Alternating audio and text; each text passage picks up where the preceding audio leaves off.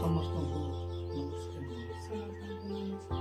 ଆପଣ ମାନେ ଦେଖୁଛନ୍ତି এই ଦୃଶ୍ୟଟି ହେଉଛି କନ୍ଧମାଳ ଜିଲ୍ଲା ଘୋଉଦୟଗିରି ବ୍ଲକ ଲିଙ୍ଗାଗଡ଼ ପଞ୍ଚାୟତର ନିଲୁଙ୍ଗିଆ ଗ୍ରାମରେ ଏ ବାପାଙ୍କ ନାଁ ହେଉଛି ଏସିଓ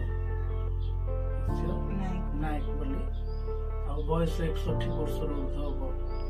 ଦେଖୁଛନ୍ତି ବାପାଙ୍କର ଗୋଟେ ସାଇଡ ଗାଲଟା ସମ୍ପୂର୍ଣ୍ଣ ଫୁଲି ଯାଇଛି।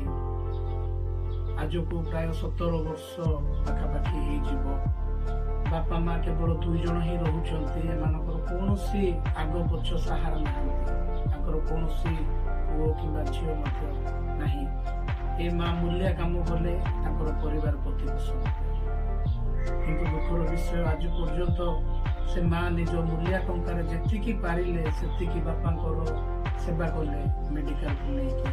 ବର୍ତ୍ତମାନ ସେ ସମ୍ପୂର୍ଣ୍ଣ ଭାବରେ ଭାଙ୍ଗି ପଡ଼ିଛନ୍ତି ଏବଂ ବାପାଙ୍କୁ ଘରେ ରଖି ସେ ମୂଲିଆ କାର୍ଯ୍ୟ କରିବା ପାଇଁ ଯାଉଛନ୍ତି। ତେଣୁ ଆମେ ସମସ୍ତେ ସରକାରଙ୍କୁ ଅନୁରୋଧ କରୁଛୁ ଏବଂ ଜିଲ୍ଲା ପ୍ରଶାସନକୁ ମଧ୍ୟ ଅନୁରୋଧ କରୁଛୁ, ଦୟାକରି ଏ ବାପାଙ୍କ ପ୍ରତି ସ୍ୱତନ୍ତ୍ର ଦୃଷ୍ଟି ଦିଅନ୍ତୁ ଏବଂ ତାଙ୍କୁ ସରକାରୀ ଆର୍ଥିକ ସହାୟତା ଯୋଗାଇବା ସଙ୍ଗେ ସଙ୍ଗେ ଯଦି ଉନ୍ନତ ମାନର ଚିକିତ୍ସା ନିମନ୍ତେ ଆବଶ୍ୟକ ପଦକ୍ଷେପ ଯଥାଶୀଘ୍ର ନେବେ ତେବେ ପରିବାର ଉପକୃତ ହେବେ।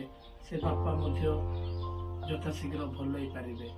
ତତ୍ସଙ୍ଗେ ସଙ୍ଗେ ଆପଣମାନଙ୍କୁ ମଧ୍ୟ ଅନୁରୋଧ, ଯେଉଁମାନେ ମଧ୍ୟ এই ଭିଡ଼ିଓଟି ଦେଖୁଛନ୍ତି, ଯଦି ଆପଣ এই ଅସହାୟ ଗରିବ ପରିବାରକୁ ଯଦି କିଛି ସାହାଯ୍ୟ କରିବାକୁ ଚାହୁଁଛନ୍ତି ତେବେ ଦୟାପୂର୍ବକ ଆପଣମାନେ ଆମେ ତାଙ୍କର ଯୋଗାଯୋଗ ନମ୍ବର ଦେବୁ ଏବଂ ଆଡ୍ରେସ୍ ମଧ୍ୟ ଦେବୁ। ଆଉ ଆପଣମାନେ ଯୋଗାଯୋଗ କରିକି ସିଧାସଳଖ ଏହି ପରିବାରକୁ ସାକ୍ଷାତ କରିବେ ଏବଂ ସାହାଯ୍ୟର ହାତ ବଢ଼ାଇବା ନିମନ୍ତେ ଆମେ ଅନୁରୋଧ କରୁଛୁ। ଧନ୍ୟବାଦ।